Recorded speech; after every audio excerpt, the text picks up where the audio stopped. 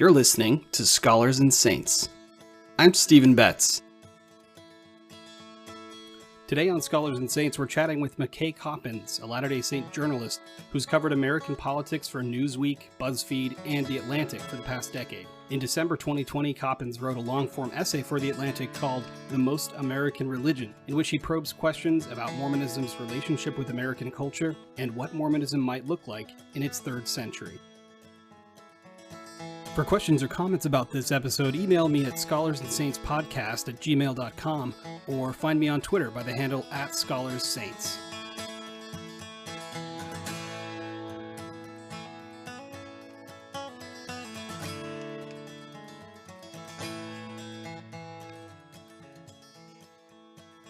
Kathleen Flake and I are pleased to welcome McKay Coppins, staff writer for The Atlantic and longtime writer about Latter-day Saint culture, the Mormon moment, and American politics. Thanks for being here with us today, McKay. Thanks for having me on.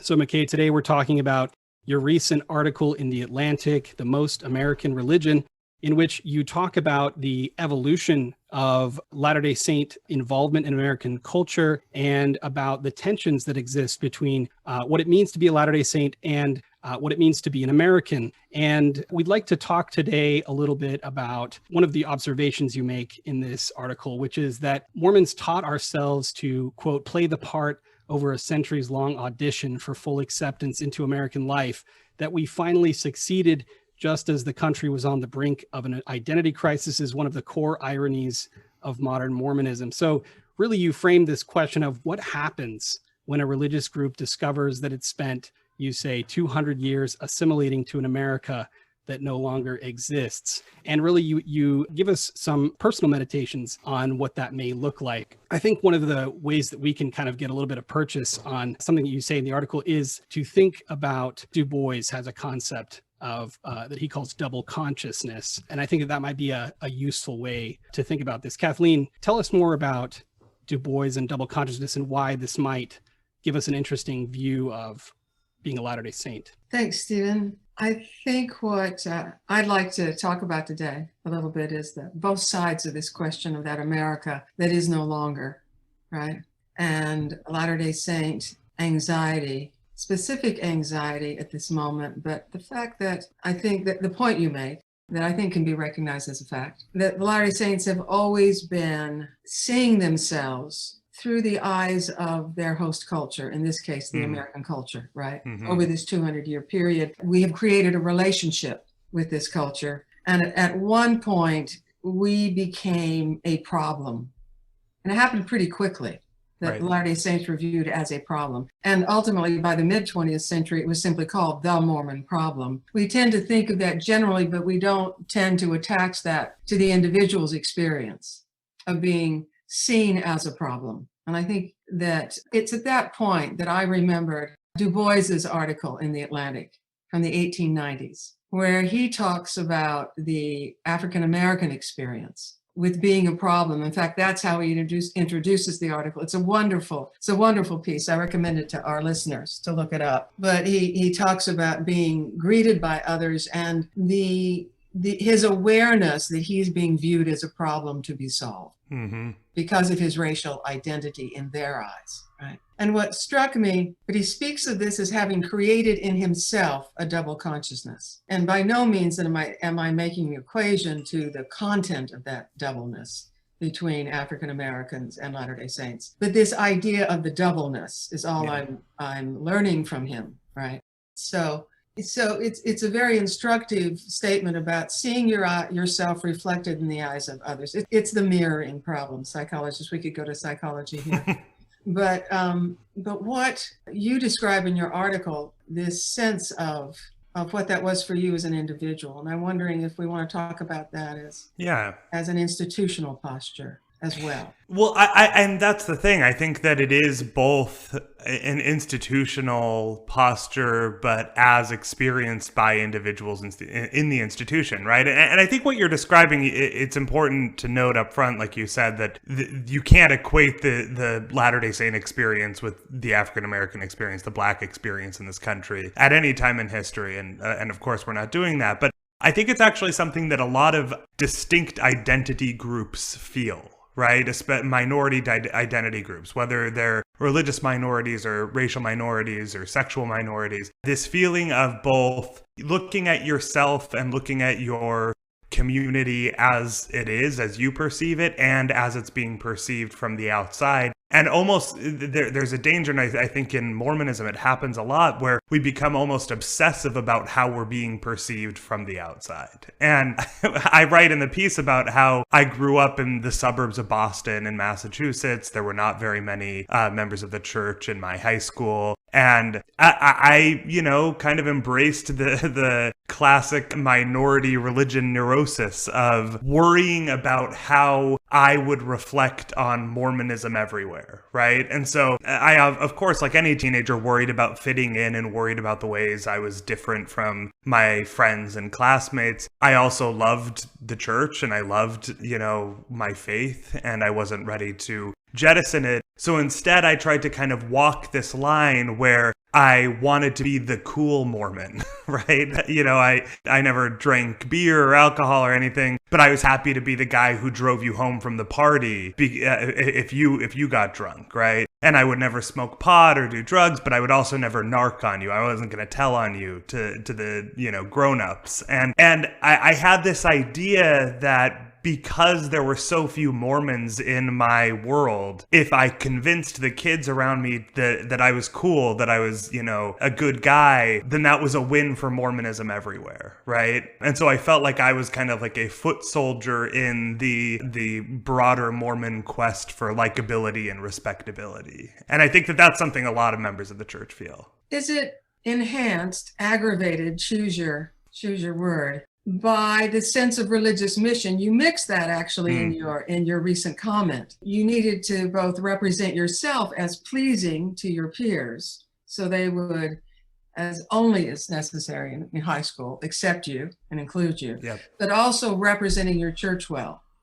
And again, I think this, as you say, is true of all marginalized peoples to varying degrees of marginalization. But with the religious dimension in Mormonism, it's ensign to the nation. Exactly. Yeah, that's another layer to this, is it not? The evangelical element, right? The idea, the proselytizing element. Yeah, the proselytizing element. And that also participates, I think, in the way Latter-day Saints are negatively viewed in a liberal democracy.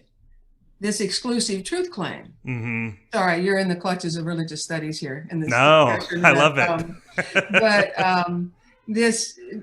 The very thing that extra layer to wanting to be pleasing is the desire to have your religion respected and then hopefully received as well. Mm-hmm. And that becomes a religious duty. That's right. And I think that's a huge part of the Mormon experience, that you both are worried about how you fit in, you're worried about how your church is viewed, but it's tangled up in this idea that it's really important for the religious mission overall that the church be viewed in a certain way, that it be respected and liked, because otherwise we won't be able to do the proselytizing work that we want to. It's funny you mentioned the truth claims. There was this kind of, after the piece came out in the Atlantic, there was, a lot of response.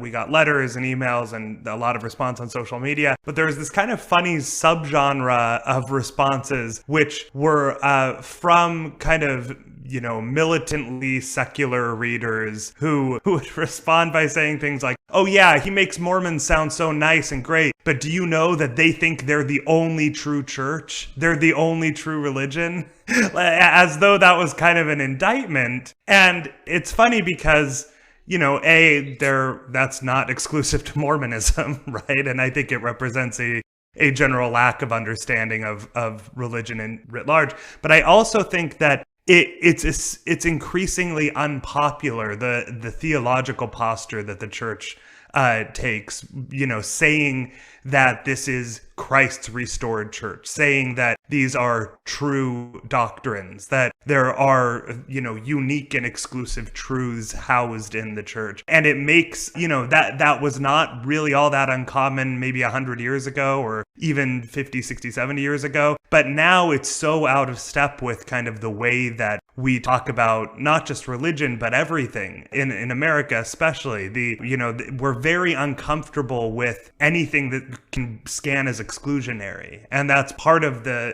complication of this whole project, and part of why there's this pull that I write about toward kind of abandoning various aspects of the religious tradition and the church, just so that we can feel more comfortable in kind of the society where we are. This gets at kind of what you referred to in the piece, and very graciously let me quote, strip poker, right? Yeah, that's the question of how much accommodation is required. And the interesting part, one of the interesting parts of your piece is you say this game, to use my metaphor, but this game has been going on for 2 centuries now. But the rules are changing on what needs to be stripped. Yep. Right? Because America itself has stripped itself of certain things, right? Right. With respect to your last comment, I'm struck by the thought that I'm not sure there aren't exclusive claims being made in this society, that extraordinary pressure is being put on people to adopt. And that's one of the reasons why you're seeing the great division and the lack of a middle on certain cultural issues, right? We've lost a center in a particular way. And it used to be that those claims were about religion, 19th century Mormonism, of course, being the object for that split in many ways, as Catholics have always been, and Jews in a very different sense. But certainly Catholics and Mormons with their exclusive truth claims have violated the unwritten democratic rule of disestablishment, of what fairness constitutes culturally and socially. But now we have a whole different set of claims in the late 20th, especially in early 21st century, that are requiring accommodation, that it seems to me are held in that sense of religiously uncompromisable devotion, right? So I'm not sure you can say that generally as a society, we don't have the kind of value claims to which we owe a do or die allegiance right? Those are not religious necessarily. That's fair. It's migrated outside of the religious realm. Although I would say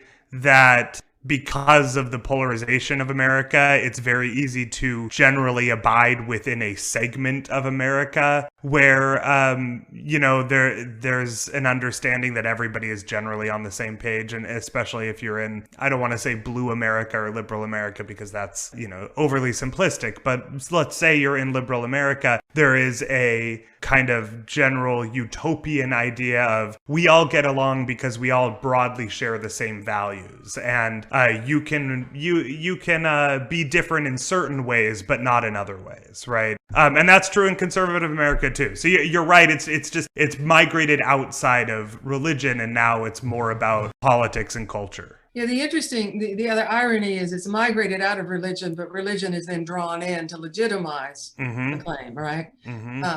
But also the strength of that issue is, I think, communicated in that phrase, cancel culture. The lament from certain people that it's a cancel culture captures this notion of there are certain things that are illicit in a way that we used to think of religious terms. But I'd like to ask you, what is the America that now exists? I like that phrase that Stephen quoted, 200 years of assimilating to an America that no longer exists. We can define that most easily on what no longer exists, but what does exist that would require Mormon accommodation, right? So the list of things that no longer exist would include the nuclear family as the ideal.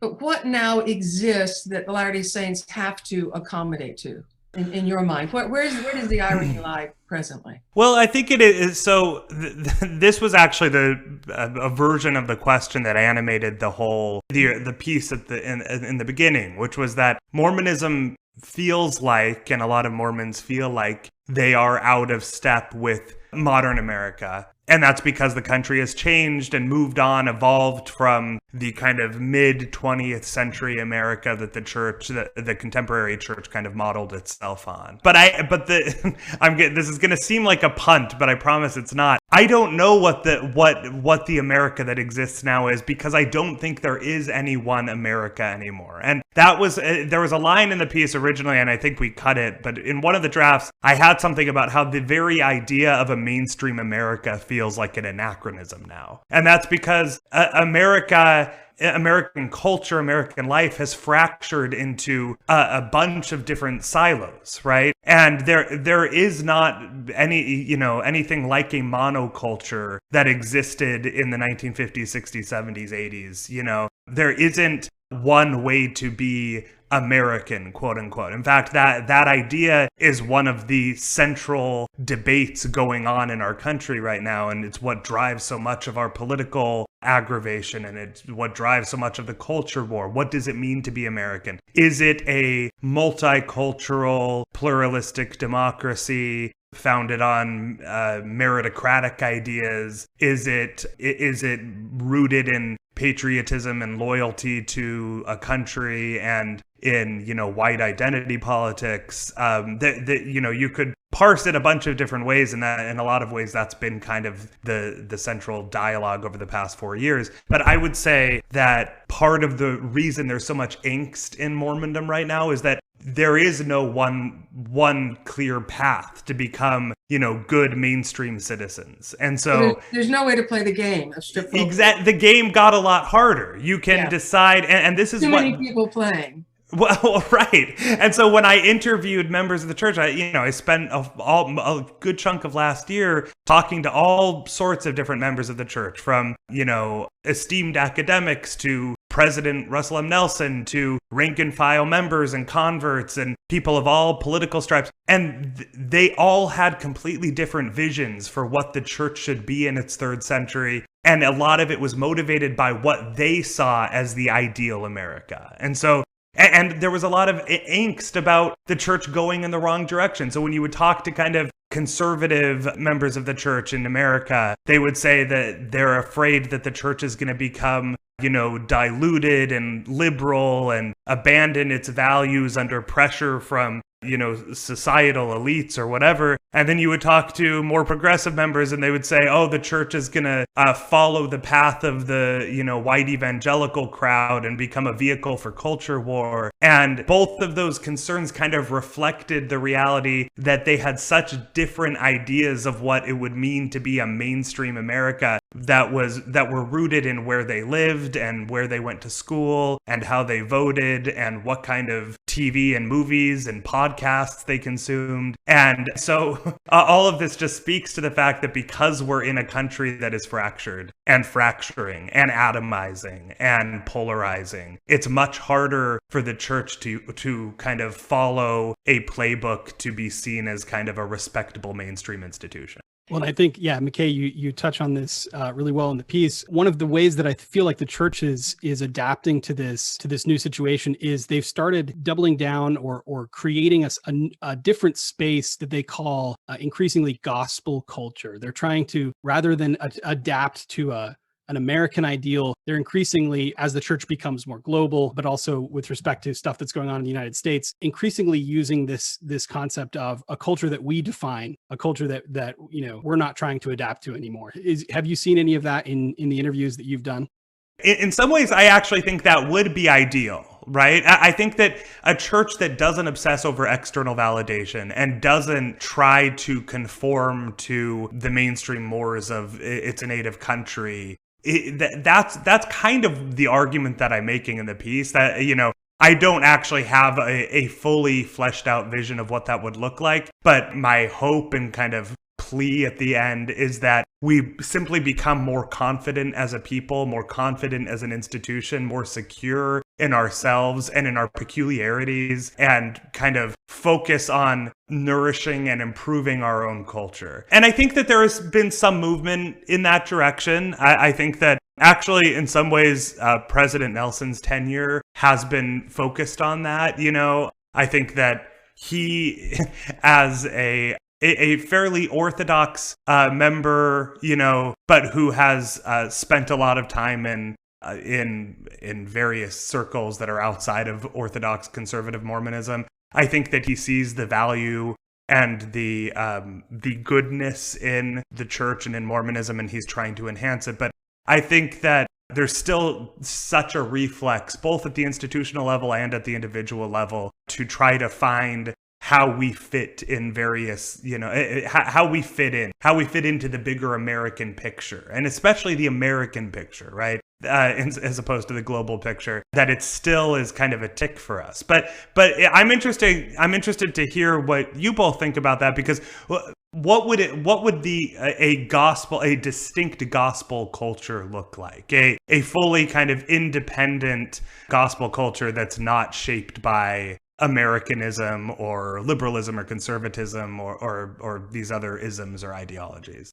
Yeah, I mean, I recently heard, to your point, Richard Bushman comment that he feels that Mormon culture is beginning to mature, beginning to reach a place where and when he talks about culture, I don't think he's talking so much about the institutional church, although his comment may not preclude that, but he's talking about things like art. He's talking about things like cultural achievement. And I think that's an interesting way of phrasing that question is, to a certain degree, like, does the Latter-day Saint self-evaluation, the self-image, have something to do with having some sort of cultural capital? And you get to this in your piece, right, where you talk about this theater critic who says, this is when the Book of Mormon musical first came out, and this theater critic who says, you guys, Mormons have no cultural cachet. So to what extent do you think that the arts and other sorts of extra institutional or extra theological factors play into this? Oh, it's kind of where the whole thing plays out, right? I think, I talk about the Book of Mormon musical in the piece and how we as a people chose to react to that in our kind of characteristically good-natured way. And the institution did, and also, we as individuals did. And probably a lot of people felt that way. I lived in New York at the time, and I know I had a lot of people in my Brooklyn branch who thought the musical was funny and they enjoyed it. And I know that there were a lot of people like me who felt obligated to play along and pretend like we were cool with it, when in fact we weren't. And I think that that's what that theater critic was speaking to when he made that comment, that the reason there aren't any protests and the reason there's no backlash to this is because your people have no cultural cachet. And for me, that was a moment where I realized that our eagerness to play along and to laugh along to kind of popular culture skewering us and mocking us was actually kind of humiliating. It wasn't like a testament to our niceness. It was a testament to how little power we had in the arts and in popular culture. I think, though, to Bushman's point, there is some maturation that's happening. And I think that you see a greater number of writers and artists and poets and various Latter-day Saints able to weave their experience into their work in a way that doesn't feel like it's, pandering to the Deseret Book crowd necessarily, but that it's authentic and real. I still would like to see much more of that. I think we're very much at the early stages of that. Even, writing this piece for The Atlantic, it was funny because once it was assigned to me and I decided to do it, I spent a lot of time kind of looking at the various long-form magazine treatments of the church over the past 20 years and then even before that. And there were really only, a couple different types of work being done. And, a lot of it was from outside reporters, because there frankly are very few Latter-day Saints writing for national magazines. It's not something that it's not an area where we tend to gravitate to. Then there was the genre of the lapsed Mormon writing about their journey out of Mormonism. And, and that was kind of it. And when my editors kind of told me, what'll make this essay unique is if you lean into your identity as a Mormon and also look at the hard parts, but lean into your personal experiences and don't apologize for them. right? Don't try to make excuses for them or, make light of them or act like they were a starting point from which your journey toward enlightenment would go on, but actually just kind of write about them. That felt kind of novel to me, and I imagine a lot of Latter-day Saint writers in that position would feel like that was novel, but it shouldn't be. And I imagine that even 5-10 years from now, it won't feel as novel. So I do think that we are moving toward more of a confident and self-assured culture, but it's in fits and starts, and it's not kind of a steady march forward.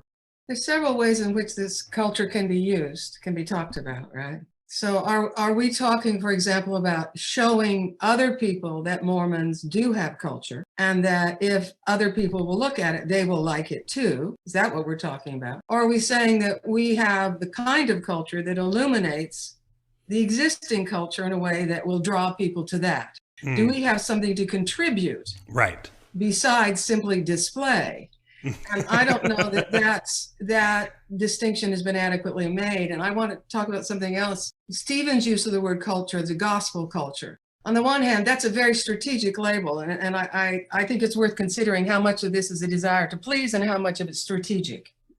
Powerless people have to be as strategic as powerful people. In fact, probably more so. Right? So first of all, what are Latter-day Saints rank and file as we typically mean that? And what are Latter-day Saint leaders saying in turn when they use that label gospel culture? The Latter-day Saints have always said, and this is, it seems to me, a central part of their exclusive truth claim, that whatever kind of culture you bring to being a Latter-day Saint, your primary culture are the covenants you make as a member of the Church of Jesus Christ of Latter-day Saints. And once a year at their biennial conference, if not twice a year at the biennial conference, one of the leaders of the church will stand up and say, you are not a French Latter-day Saint, you are not a Venezuelan Latter-day Saint, you are just plain old a Latter-day Saint. So is that what they mean by a gospel culture? Not a gospel that, say, evangelical Christians would agree to, because that's always been the crisis, right? Think of the Romney campaign about the Dallas ministers that, they're not Christian because they don't think like we do. So that word gospel is highly contested. Sure.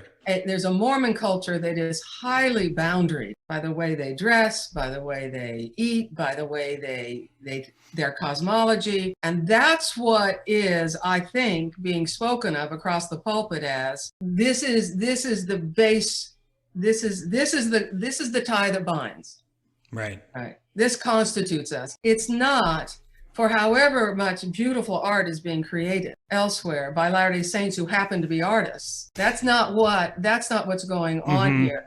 And that's, I think, goes to the question of confidence that you're talking about. Brigham Young was very confident. Yes. But that's not what you're talking about.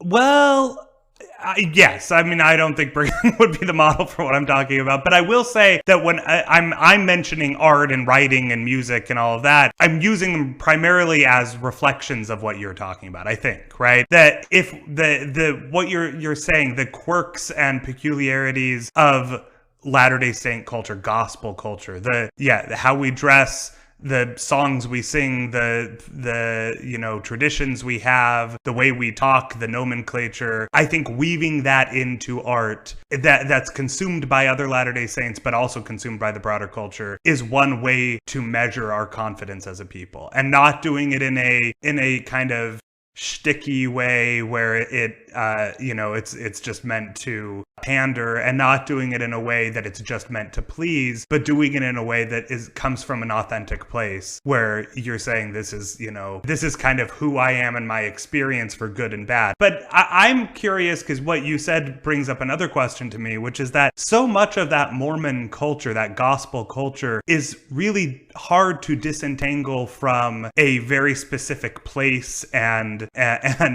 group of people, which, located in Utah primarily, or maybe the Mountain West. And as the church grows and expands globally and attracts more converts, and this has been the question kind of for the last several decades. At least half century, I would say. Since 1970, if you can believe it, that's a half century ago. That's amazing. Yeah, when they went into hyperdrive with international missions, this has been in the one of the words for this is acculturation. Right. When you export And how much of that is healthy and necessary versus how much of the gospel culture, the church culture, should include a kind of melting pot aspect of bringing in the best of other cultures of the converts versus how much should there be room for, multiculturalism in the church? But that's the answer to that, McKay, has to be yes, not an either or, right? Yeah, right. That it's happening. You've seen it happen over the last 50 years. Mm-hmm. We don't have consolidated meetings, which means Latter-day Saints, believe it or not, used to go to church twice a day on Sunday for about 4 hours, right? That was back in the 60s and 70s. You could say it was the energy crisis of the Carter years that could cause the consolidation, but they didn't go back. Mm-hmm. And that was acculturation to the situation in the international church, right? Mm-hmm. Because people didn't have, there was not the sufficient leisure class to run the temple ceremony they used to run it. Yep. Right? It requires considerable voluntary time.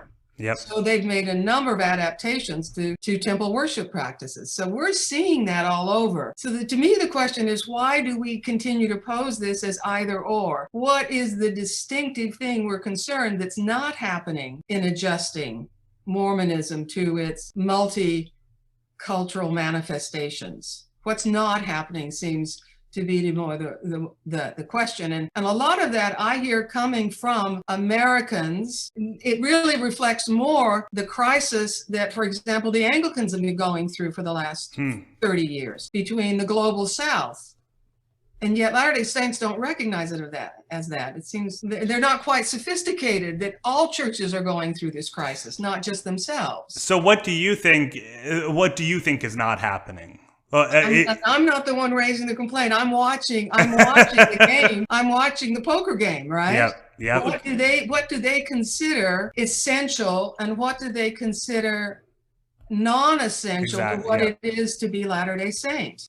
And they've made some extraordinary moves that have offended people on their own right and their own left.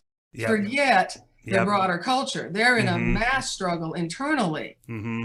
As they make those very adaptations that many people say they're not making. And this is the problem, right? This is the question. And this was also every conversation I have had since this piece came out, where we start to veer into this territory, the same question comes up over and over again, which is, well, what is the core? What's the thing that is non-negotiable? Is it just the most foundational truth claims and nothing else? Is it the way the general structure of the church, or what elements of the structure? I don't know, right? And that's what I think is both exciting and unnerving about the 3rd century of Mormonism, because we are at a moment where, and you could probably argue that this has kind of always been the case in the church, right? The ongoing restoration is a constant process of trying to locate the core of the gospel and identify the parts that you can update and change and mold to what's necessary. But I do feel like, especially because the church is both becoming more and more global, and also because in the United States there isn't even kind of a center anymore to hold on to. The question of what should the church become, what should it stand for, what should it look like, is more open than ever, I think, in my mind. But it's also unnerving because you can very easily see the result of that debate tipping Mormonism one way or the other into irrelevance, or into factionalism, or into kind of its own self-nichification, right? And so while I do worry about that, I'm naturally more optimistic, and I tend to believe that we are capable of locating the core in a healthy way. And I'm happy to say that it's not my job to to locate what that core is, but I do think that's the central question that nobody can easily answer. I think it is impossible not to feel that as you live in the moment. Right? But think of that phrase from science about change, punctuated equilibrium, that we are at a point of punctuation right now that is driven by technology in large part, right? The technological changes of the late 20th and early 21st centuries are at the root of much of this tension, right? And those same circumstances, radical shifts in technology, and we can make the list, existed at the end of the 19th and the early 20th century. Mm-hmm. Yeah. So the Reed-Smoot hearings, for example, pose these very same questions. Right. There are moments where this game gets played with a higher sense of punctuation, and I think we happen to be in one. And it's going on before our very eyes. But I don't think people, if you look at the Reed-Smoot hearings, when a Mormon apostle was elected to the Senate, Mm-hmm. and a trial was heard between 1903 to 1907 on every aspect of Mormonism, and it was a battle royal. These same tensions are going on now.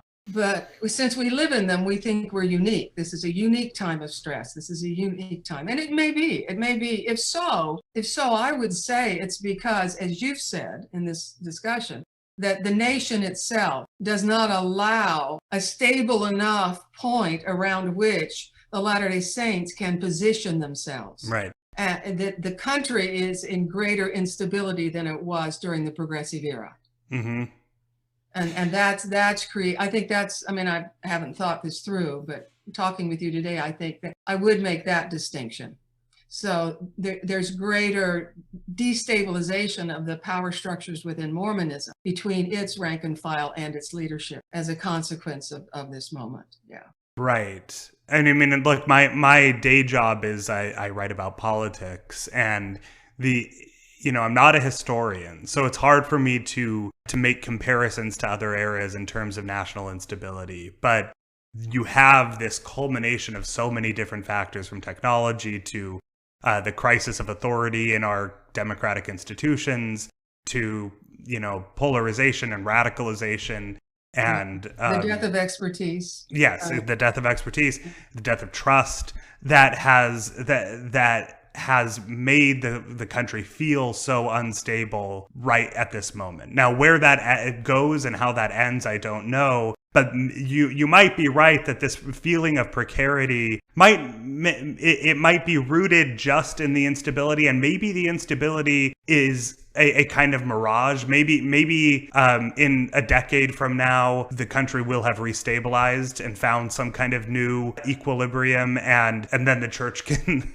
position itself around that. But I don't know. And until then, I do think this can be a productive time for the church, and having these conversations and thinking about who we are and what we stand for and what we believe in, independent as much as that can be possible of the country that we were founded in. It presents a lot of exciting possibilities. And so I think that these conversations are actually really good and positive, but they can also feel overwhelming when faith for a lot of people is what they're looking for as their anchor and foundation in a moment of tumult and chaos. So I think that's a very fitting ending comment, because it rehearses something you said in your article about Latter-day Saints being a people who turn lemons into lemonade.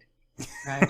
They have yes. a transcendental confidence in their capacity to work to a positive resolution mm-hmm. of these crises. We are a very optimistic people, and in my interview with President Nelson, which took place near the beginning of the pandemic, as the economy was spiraling and the whole world felt like it was ending in biblical fashion, President Nelson was, resolutely Mormon in every sense. Would not wallow, would not look on the as the glass is half empty. It was all about let's roll our sleeves up and figure it out. And that is that's who we are, and that's for better and worse, and I think mostly for better. That's who we are. So I fully expect, and this is probably the Mormon in me talking, that we'll figure it out, both as a country and as a religious people. That's McKay Coppins, staff writer at The Atlantic. Thanks for joining us today, McKay. This has been great. Yeah, thank you. You've been listening to Scholars and Saints. Support for Scholars and Saints comes from the Mormon Studies program at the University of Virginia. Music is provided by Ben Howington. To hear more, visit mormonguitar.com.